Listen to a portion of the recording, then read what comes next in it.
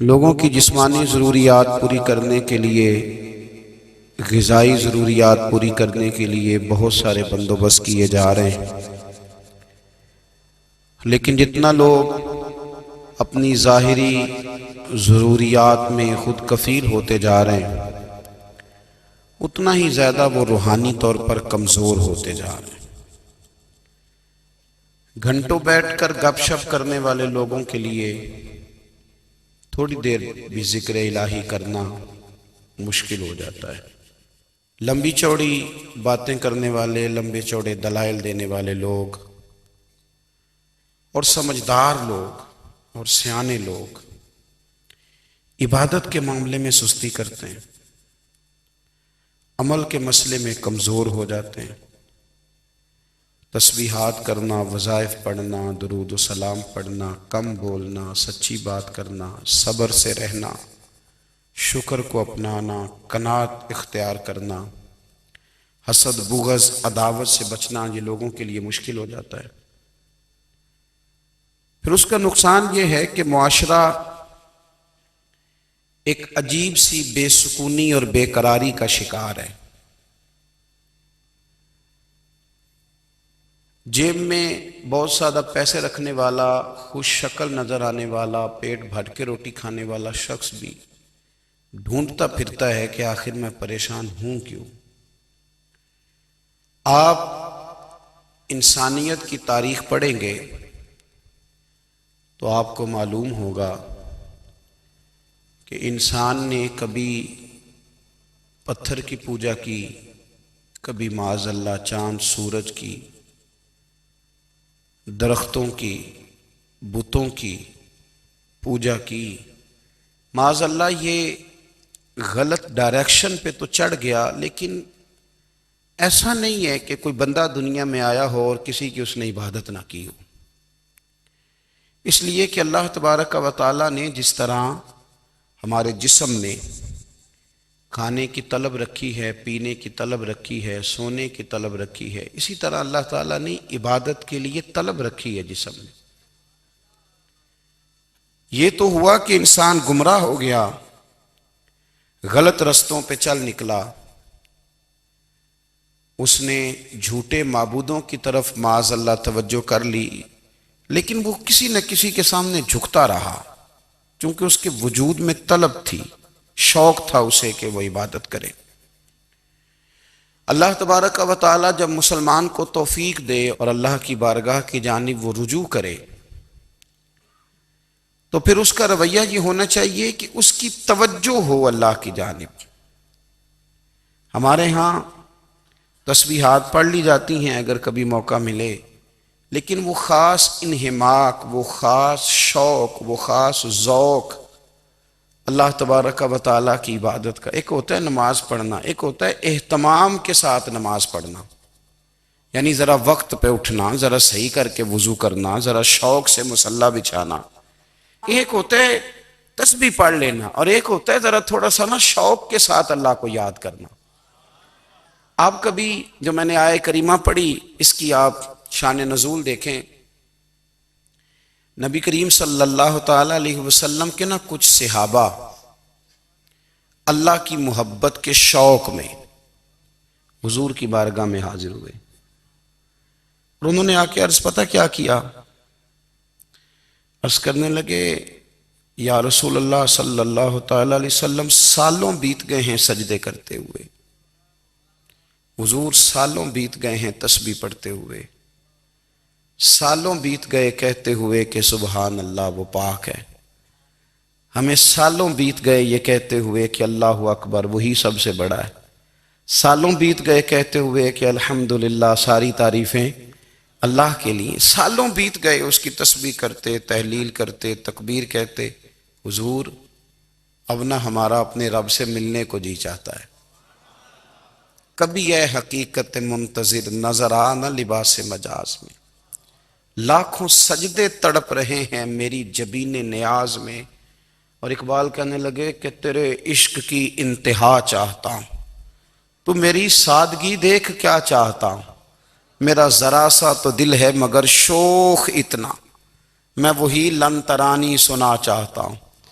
میرا بھی دل کرتا ہے کہ اللہ میں تجھے کہوں میں تجھے دیکھنا چاہتا ہوں جس طرح حضرت موسیٰ کلیم علیہ السلام نے کہا تھا، اور تو مجھے کہے کہ لن ترانی، تو نہیں دیکھ سکتا، ذرا سا تو دل ہے مگر شوق اتنا، میں بھی وہی لن ترانی سنا چاہتا ہوں۔ پھر کہنے لگے بھری بزم میں راز کی بات کہہ دی، بڑا بے ادب ہوں سزا چاہتا ہوں۔ دیکھو سب لوگوں کے بیچ ہی میں نے یہ کہہ دیا۔ میرے عزیز صحابہ نا شوق میں، کتنے سارے لوگ ہیں آپ، کتنی ماشاءاللہ بڑی تعداد میں آپ آئیں، ہم بھی کبھی اس شوق میں گئے ہیں کہ ہمارے رب کو دیکھنے کو دل چاہتا ہے، ہمارا جی چاہے وہ کبھی ہمیں ملے، ہم کبھی اس کی زیارت کریں، اس کی بارگاہ کرم میں ہم حاضر ہوں۔ صحابہ نے عرض کیا یا رسول اللہ صلی اللہ تعالی علیہ وسلم ہمارا رب کہاں ہے؟ ہمارا نا اپنے رب کو دیکھنے کو جی چاہتا ہے۔ جب صحابہ نے یہ عرض کیا تو اللہ نے قرآن مجید نازل کیا، فرمایا وَإِذَا سَأَلَكَ عِبَادِي عَنِّي فَإِنِّي قَرِيبٌ، محبوب جب میرے بندے آپ کی بارگاہ میں آ کے میرے بارے میں پوچھیں نا تو ان سے کہہ دینا میں ان کے قریب ہی ہوں، قریب ہی ہوں۔ دلیل کیا ہے؟ آئی اذا دان، یہ جب بھی مجھ سے دعا مانگیں گے میں ان کی دعاؤں کو قبول فرماؤں گا، میں ان کے قریب ہوں، میں ان کے قریب ہوں۔ یہ جب بھی دعا مانگیں گے نا میں قبول کروں گا، میں ان کے قریب ہوں۔ اللہ تبارک و تعالیٰ کے بندے اللہ سے محبت کرتے، رب کی بارگاہ میں جھکتے، اس کو اپنے دکھ سناتے، اس کے پیارے محبوب صلی اللہ تعالیٰ علیہ وسلم کا وسیلہ لے کے اس کے حضور حاضر ہو جاتے، پیشانیاں سجدوں سے روشن ہوتی۔ ہم نہ ہر چیز کے لیے وقت نکالتے ہیں، ہر چیز کے لیے، لیکن عبادت کے لیے وقت نہیں نکالتے۔ ہر شے آباد ہے، ہر شے، ہماری فیس بک بھی آباد ہے، واٹس ایپ بھی آباد ہے، ہمارے ٹویٹر بھی آباد ہیں، ہماری ہر چیز آباد ہے۔ سب سے کم آباد ہمارا مصلی رہ گیا ہے، سب سے کم۔ وہ لوگ اب ڈھونڈنے سے ملتے ہیں جن کی بغل میں مصلی ہوتا تھا۔ میرے بھائی آپ کتنا کو دنیا کے پیچھے بھاگو گے تھکا دے گی، کتنا دولت کے پیچھے بھاگو گے تھکا دے گی۔ آپ جب اپنی زندگی میں جمع تفریق کرو گے نا تو مرتے وقت احساس ہوگا کہ سارا کچھ تو لوگوں کے لیے کیا، اپنے لیے تو کر ہی کچھ نہیں سکے۔ اور ہم عبادت کے معاملے میں بہانے بازی بھی کرتے ہیں، ہم کہتے ہیں اوہو رزق کمانا بھی تو عبادت ہی ہے نا، تو میں حلال روزی کے لیے جا رہا ہوں، یہ بھی تو عبادت ہے نا۔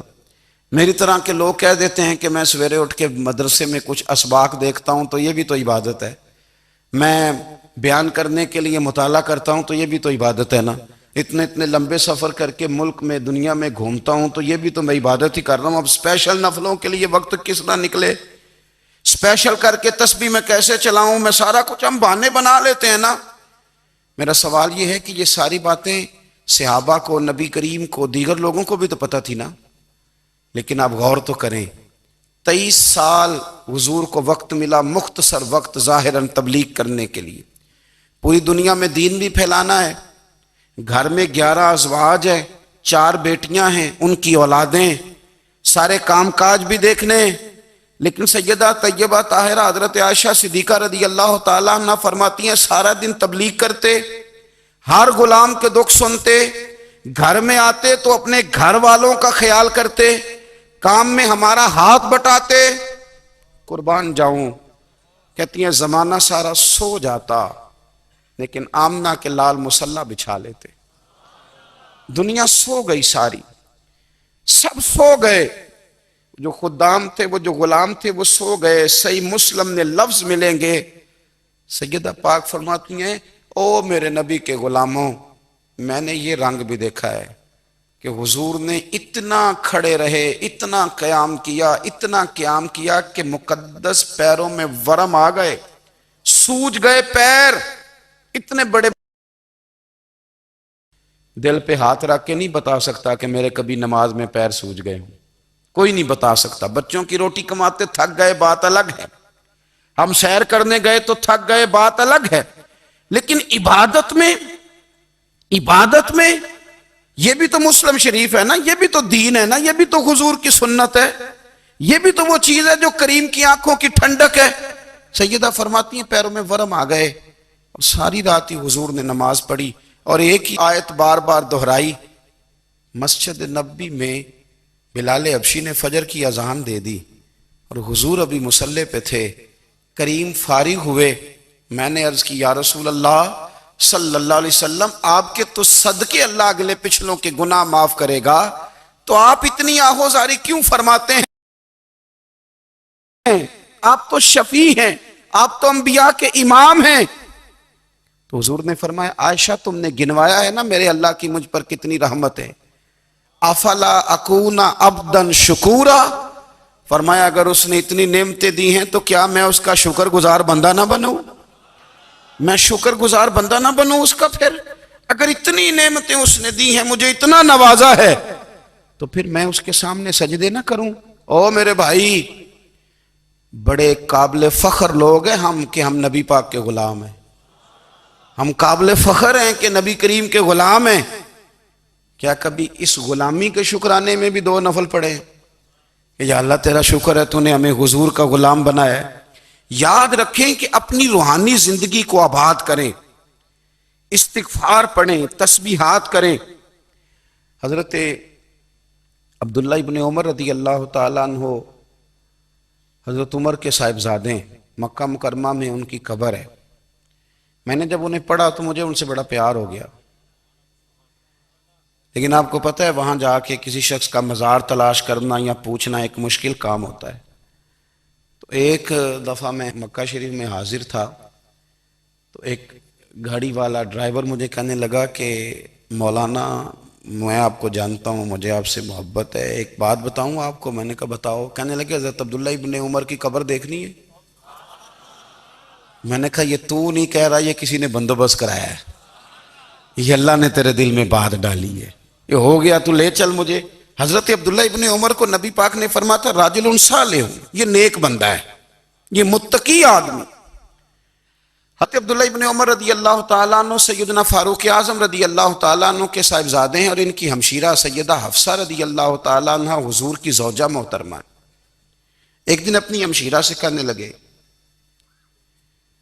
کہ نبی کریم صلی اللہ تعالیٰ علیہ وسلم گھر میں آئے نا، اور اگر حضور غم امت میں پریشان نہ ہوں، طبیعت کو حشاش بشاش دیکھو، تو ذرا پوچھنا تو صحیح حضور کا میرے بارے میں کیا خیال ہے، پوچھنا تو صحیح کہ کریم کی بارگاہ میں میرا کیا مقام ہے، میرے بارے میں حضور کیا فرماتے ہیں۔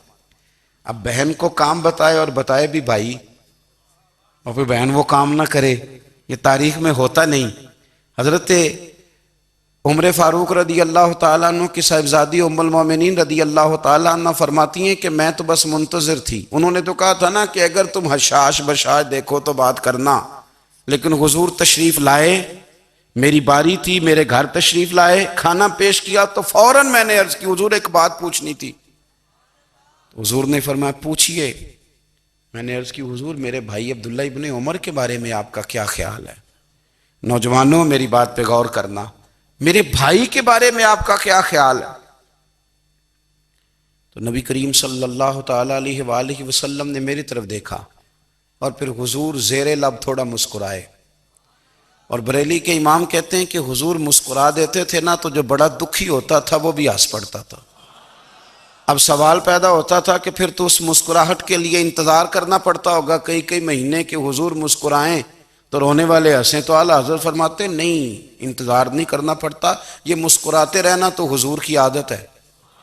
جس کی تسکین سے روتے ہوئے ہنس پڑے، اس تبسم کی عادت پہ لاکھوں سلام۔ یعنی یہ تو عادت ہے حضور کی مسکراتے رہنا، اس کے لیے انتظار نہیں کرنا پڑتا۔ بھائیو آپ خیال رکھیں گے، غور کریں گے، حضرت عبداللہ ابن عمر رضی اللہ تعالیٰ عنہ کے بارے میں پوچھا تو سیدہ فرماتی ہیں کہ نبی کریم صلی اللہ تعالیٰ علیہ وسلم نہ زیر لب مسکرائے اور فرمایا حفصہ تیرا بھائی ہے تو اچھا، لیکن میں نے سنا ہے کہ عشاء کی نماز پڑھتا ہے تو فجر تک سویا ہی رہتا ہے۔ او نوجوانوں، 10 بجے تک سونے کی بات نہیں ہوئی، 9 بجے تک سونے کی بات نہیں ہوئی، 11 بجے اٹھنے کی بات نہیں۔ حضور فرمانے لگے میں نے سنا ہے کہ عشاء کی نماز پڑھ کے سو جاتا ہے اور فجر تک سویا ہی رہتا ہے، اسے چاہیے کہ تہجد کے وقت اٹھا کرے، اللہ کی بارگاہ میں حاضر ہوا کرے، آہوزاری کرے، سجدے کرے، عبادت کرے۔ اٹھتا ہے اور فجر میں جا کے اٹھتا ہے۔ حضرت جناب حفصہ رضی اللہ تعالیٰ عنہ کہتی ہے میں نے جناب عبداللہ ابن عمر کو پیغام دیا اور میں نے کہا میرے جوان بھائی سن، نبی پاک نے فرمایا ہے تو اچھا پر تہجد میں نہیں اٹھتا، نفل نہیں پڑھتا۔ او میری ملت کے جوانوں، مزہ نہیں آ جاتا جب ساری دنیا سوئی ہو، ساری دنیا، اور بستر بھی گرم ہو اور نیند بھی پورا غلبہ کر رہی ہو، اور اچانک گھنٹی بجے دماغ میں، آنکھ کھلے، گھڑی پہ نظر پڑے، 3:30 4 بجے کا پیغام گھڑی بتائے، اور کوئی چڑھتی جوانی والا اٹھ کے وضو کرے، اور جب وہ مصلی کھول کے بچھائے تو مدینے والے محبوب کہتے ہیں کہ ہر نماز پہ رب ثواب دیتا ہے، اور جو اٹھ کے تہجد کی نماز پڑھے اسے دیکھ کے تو رب مسکراتا ہے، جو اس کی شان کے لائق ہے، جو اس کی شان کے لائق، وہ مسکراتا ہے، خوش ہوتا ہے کہ میرا بندہ تہجد میں اٹھ گیا، وہ مسکراتا ہے۔ کاش ہماری صبحیں کبھی اپنے مالک کے نام ہو جائیں، کاش کے صبحیں۔ حضرت ابو الحسن رحمۃ اللہ تعالی علیہ حضرت معاذ ابن جبل رضی اللہ تعالیٰ عنہ کے پاس بیٹھا کرتے تھے، فرماتے ہیں ان سے جو پیار بڑھا تو پھر میرا مصلی سے بھی بڑھ گیا۔ تابعی ہیں، فرماتے ہیں صحابی رسول سے محبت ہوئی تو ذکر سے بھی ہو گئی، پھر درود شریف سے بھی ہو گئی، محبت ان سے بڑھی تو پھر اللہ نے مسجد کا پیار بھی بڑھا دیا۔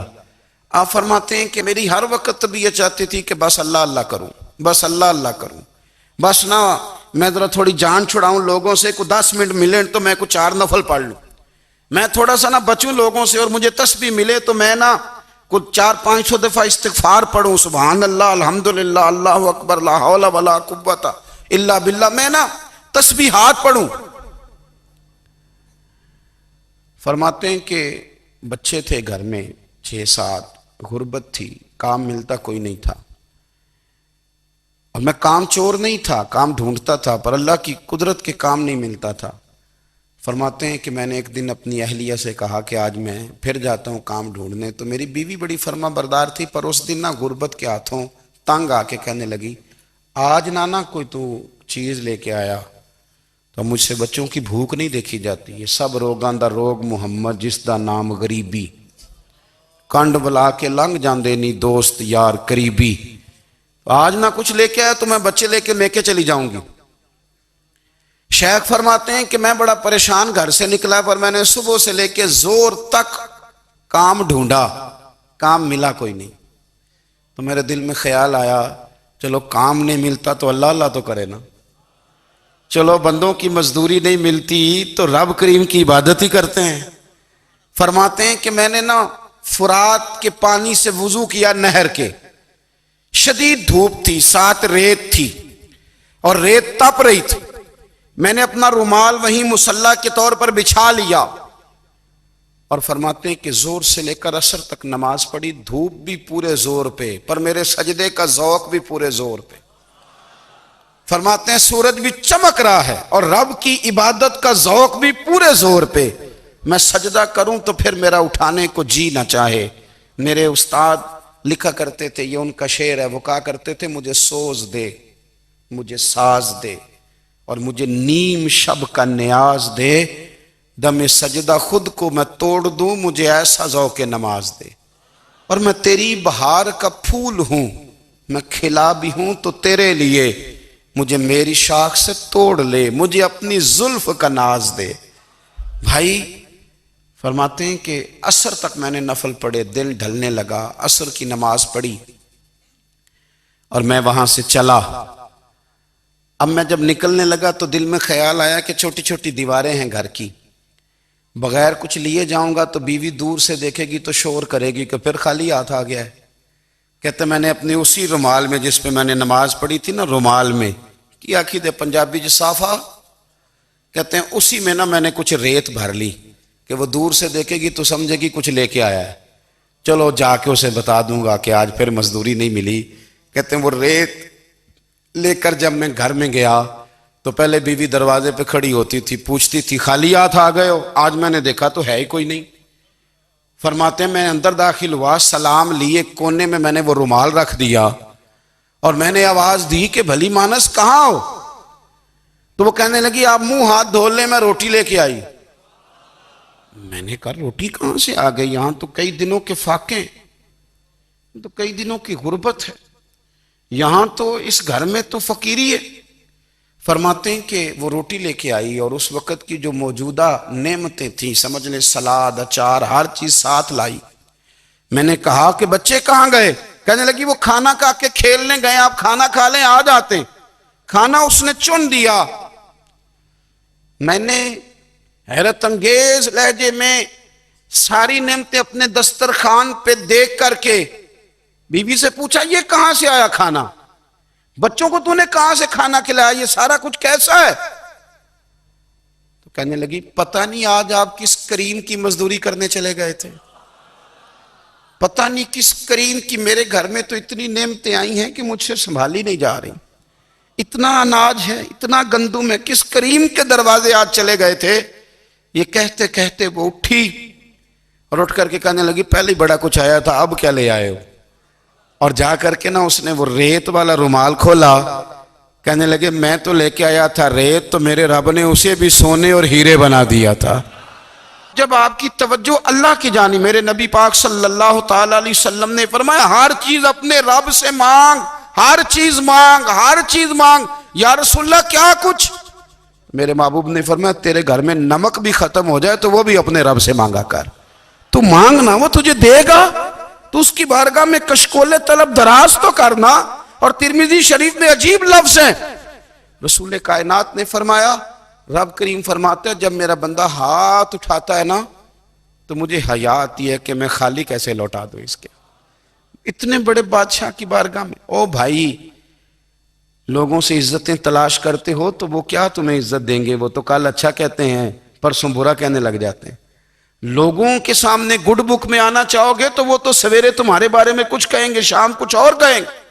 اپنی روحانی زندگی آباد کریں, اپنے مسلح کو وقت دیں, اور دنیا سے چھپ کر اس موبائل کو بند کر کے اور اپنے آپ سے بھی چھپ کے اور تنہا ہو کے چھپا کے سارا کچھ اپنے آنسو اپنے رب کی بارگاہ میں پیش کریں, اس کے حضور حاضری دیں. سنو نا ترمذی کی حدیث اور اسے یاد رکھنا. نبی پاک علیہ السلام نے فرمایا اپنے دکھ لوگوں کے سامنے نہ بیان کرنا, سیٹھوں نوابوں کو نہ بتاتے پھرنا, دنیا داروں کے سامنے جا کے نہ رونا کہ میں تکلیف میں ہوں. فرمایا اگر دنیا داروں کو دکھ بتاؤ گے رب تمہیں کبھی غنی نہیں کرے گا. اور لوگ ہیں کہ الٹا مذاق اڑائیں گے. آپ کی جس سے بڑی پکی یاری ہے نا, پکی, وہ تب تک پکی ہے جب تک آپ نے 50,000 مانگا نہیں. اور جس وقت آپ نے کہہ دیا کہ میں مجبور ہوں میری مدد کر, تو پھر ختم ہو گئی دوستی. لوگوں کے تعلقات آپ کے ساتھ تب تک ہیں جب تک آپ ان سے کوئی ضرورت وابستہ نہیں کرتے. کریم محبوب فرمانے لگے بندوں کے سامنے دکھ نہ بیان کرنا, اللہ تجھے کبھی غنی نہیں کرے گا. تو اپنے دکھ اپنے رب کو بتا, تو دعائیں مانگ, تو اس کی بارگاہ میں حاضر ہو, تو اس کے حضور عرض کر.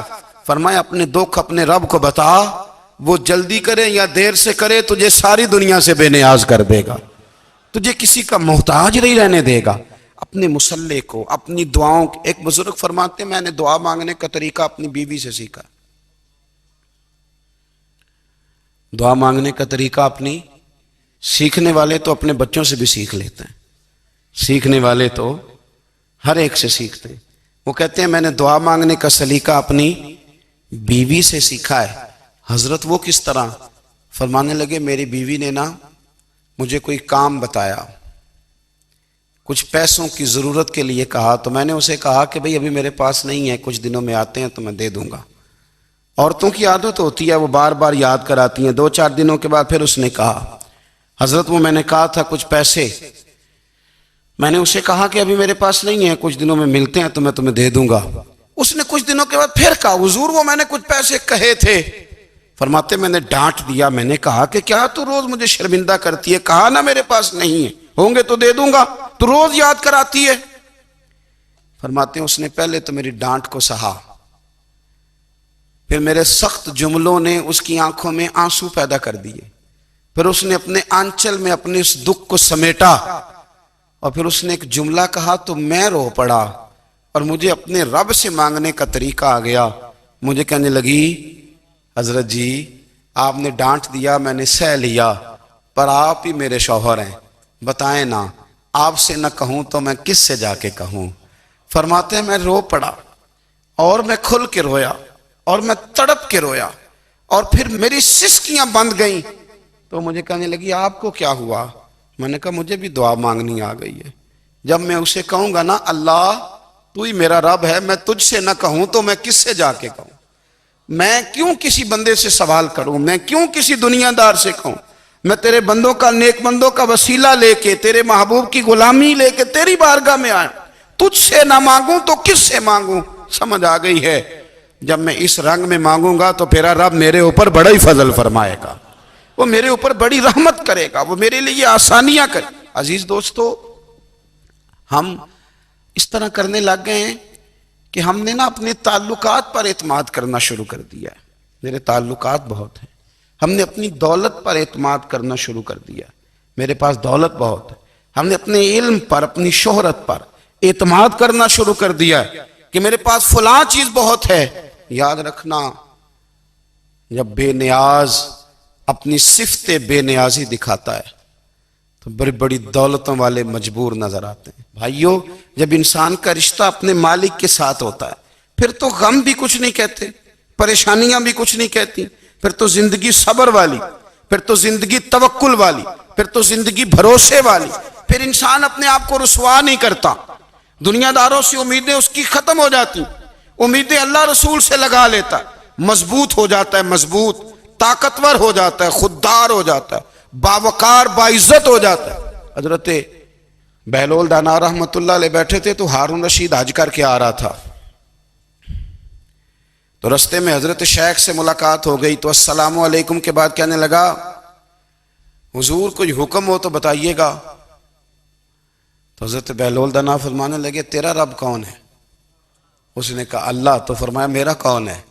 کہا اللہ۔ فرمانے لگے تو بڑا ہی بیوقوف ہے، کیا تو یہ سمجھتا ہے کہ رب ہارون رشید کو تو دے گا اور بہلول دانا کو بھول جائے گا؟ تیرا بھی وہی رب ہے، میرا بھی وہی رب ہے، اس نے اگر تجھے دے کے آزمایا ہے تو ہو سکتا ہے مجھے نہ دے کے آزما رہا ہو، جب اس کی حکمت کے تقاضے ہوں گے تو عطا کرے گا اور دے گا، تو جا اپنا کام کر۔ بھائی، اپنی روحانی زندگی، اپنی عبادات، اپنے وظائف، اپنے روزمرہ کے معاملات، اپنی دعائیں، اپنا استغفار، دیکھو کوئی مشکل کام تو نہیں، 2 رکوع ہیں سورہ واقعہ کے اگر رات کو پڑھ لی جائے تو۔ میں کس طرح یہ بات بیان کروں کہ تعویذ بانٹنا آسان ہے اور وظیفہ بتانا مشکل ہے؟ سارا دن تعویذ بانٹیں تو لوگ لینے کو تیار ہیں، اور اگر آپ وظیفہ بتائیں تو کہتے ہیں تو مشکل کام ہے۔ او خدا کے بندے، اگر آپ کا تعلق قرآن پاک کے ساتھ مضبوط ہو، قرآن پاک کے ساتھ اگر آپ کا رشتہ ہو، لوگ سفارشیں ڈھونڈتے ہیں نا دنیا میں، کوئی تعلق مل جائے تو میرا کام ہو جائے، دنیا میں اتنا مشکل معاملہ ہے، آخرت میں مجھے بتائیے گا کتنا مشکل معاملہ ہوگا۔ میرے نبی پاک صلی اللہ تعالی علیہ وسلم نے فرمایا جو لوگ سورہ ملک پڑھا کرتے تھے نا، سورہ ملک، یہ سورت ملک قیامت میں ان کی سفارش کرے گی، اور اس طرح کرے گی کہ کہے گی اے اللہ یہاں اس بندے کو جنت میں داخل کر دے یا مجھے قرآن پاک سے علیحدہ کر دے، تو رب فرمائے گا جا اس کا دامن تھام کے اسے جنت تک پہنچایا۔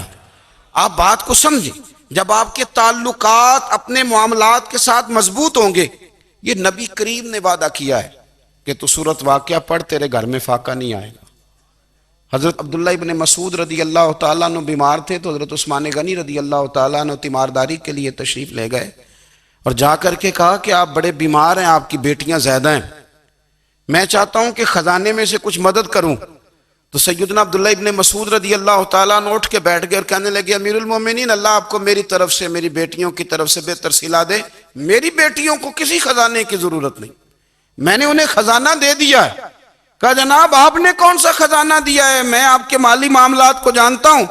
تو فرمانے لگے امیر المومنین، میرے نبی کریم نے فرمایا ہے جو سورت واقعہ پڑھے اسے کبھی فاقہ نہیں آتا، میں نے بیٹیوں کو یاد کرا دی ہے، یہ خزانہ میں نے انہیں دے دیا ہے۔ وہ سارے والدین سنیں جو بیٹیوں کے لیے پریشان رہتے ہیں۔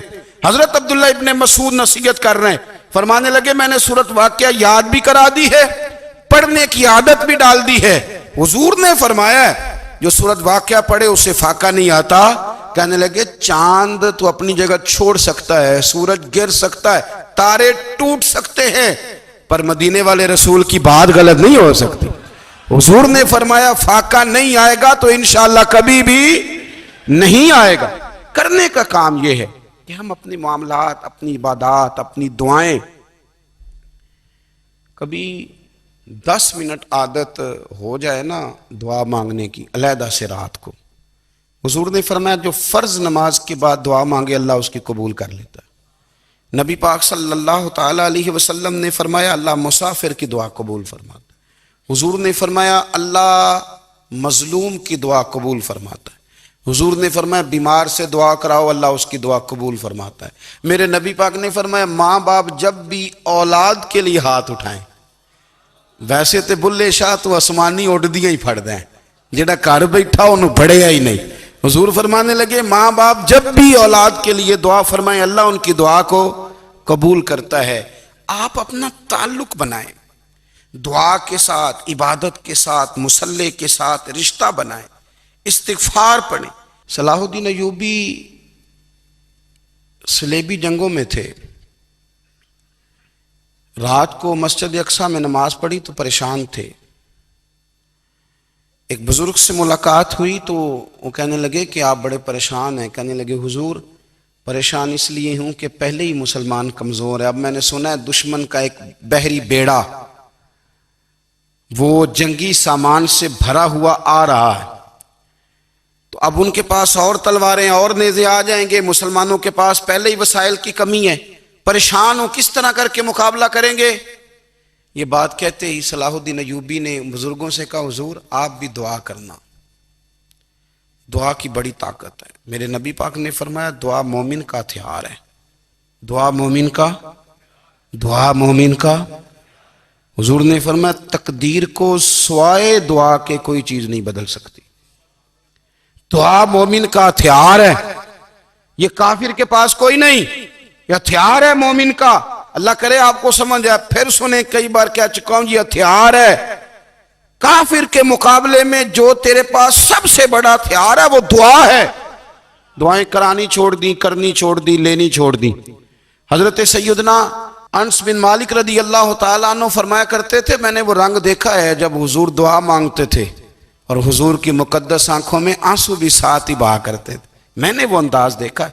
تو صلاح الدین ایوبی بزرگ سے کہنے لگے آپ بھی دعا کیجیے، اور خود رونے لگے اور سر سجدے میں رکھ کے رونے لگے، اور عشاء سے لے کر فجر تک روئے، خوب روئے۔ صبح وہ بزرگ آئے تو صلاح الدین ایوبی کا خوبصورت اور ہنستا ہوا چہرہ دیکھا، کہنے لگے آپ بڑے خوش ہیں، رات تو میں نے بڑے روتے ہوئے دیکھا تھا۔ تو کہنے لگے حضور وہ جو بحری بیڑا آ رہا تھا نا وہ پانی میں ڈوب گیا ہے، اب وہ نہیں آ رہا، ابھی خبر آئی ہے تو میں بڑا خوش ہوں۔ بزرگ کہنے لگے اٹھ سینے سے لگ اور سن ایک بات، وہ بحری بیڑا پانی میں نہیں ڈوبا، وہ تیرے آنسوؤں میں ڈوب گیا ہے۔ وہ جو تو رات رویا ہے نا رب کریم کی بارگاہ میں تو وہ ڈوب گیا ہے۔ بھائی اپنا مصلی کا، عبادت کا، وظائف کا، اللہ اللہ کا سلسلہ اس کو مضبوط کرے، اپنی دعاؤں کے تعلق کو مضبوط کرے۔ دعائیں بڑے انقلاب برپا کر دیتی ہیں۔ ہم تھوڑے تھوڑے نا جب سے خشک ہوئے ہیں نا، خشک، اور میری تو جماعت ہی صوفیاء کی جماعت تھی، ہم تو داتا علی اجمیری کی جماعت سے، ہم تو خواجہ اجمیری کی جماعت سے، ہم تو شیخ احمد فاروق سرہندی کی جماعت سے، ہم تو صوفیاء کی جماعت۔ ہماری جماعت نے بھی وہ تعلق جو ہمارے بزرگوں نے بنایا تھا۔ بزرگ اللہ کے قریب کیسے جاتا ہے؟ تو ہمارے یہاں نا بہت سارے لوگ کہتے ہیں جی نظر ہو گئی تو کام ہو گیا۔ بھائی جو بخاری مسلم میں طریقہ ہے نا اللہ کا قرب پانے کا وہ تو نفل ہے۔ نبی کریم علیہ السلام نے فرمایا بندہ نفلوں کے ذریعے رب کے قریب جاتا ہے، اور اتنا قریب جاتا ہے کہ پھر اللہ اس کی زبان بن جاتا ہے، اللہ اس کی آنکھیں بن جاتا ہے، کان بن جاتا ہے، ہاتھ اور پیر بن جاتا ہے۔ تو یہ تو عبادت ہے، یہ تو اللہ کی بارگاہ کی حاضری ہے جو آپ کو اللہ کے قریب کرے گی۔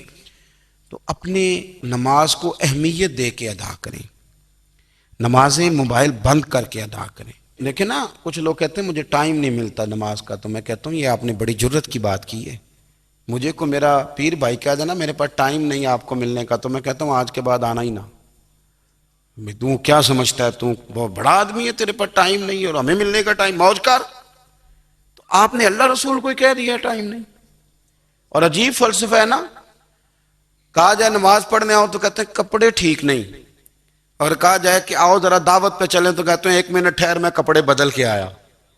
نماز کے لیے کہا تو کہتا ٹھیک نہیں، دعوت کے لیے کہا تو کہتا میں ذرا تیاری کر لوں، یوں جانا مناسب نہیں۔ یہ معاملہ ٹھیک نہیں۔ رب تو فرماتا ہے کہ جب تو مسجد میں آ تو زینت اختیار کر کے آ، خوب ذوق سے دعا مانگے، خوب شوق سے نماز پڑھیں، خوب استغفار کا مزاج بنائیں۔ آپ لوگوں کے بیچ رہ کے سکھ حاصل کرنا چاہتے ہیں، لیکن آپ کو پتہ ہے کئی مہینے غار حرا میں رہنا بھی مدینے والے محبوب کا طریقہ ہے۔ ہر سال اعتکاف بیٹھنا الگ سے، یہ بھی حضور کا طریقہ ہے۔ مسجد نبوی کے اندر دروازہ کھلتا تھا نبی کریم کا، پر گھر کے اندر نفل پڑھے نبی پاک، اور حضور فرماتے ہیں کچھ نفل نماز گھر میں بھی پڑھا کرو، گھر کو قبرستان نہ بناؤ۔ ہمارا گھر اللہ کے ذکر سے آباد ہوگا اگر ہم نماز پڑھیں گے نا۔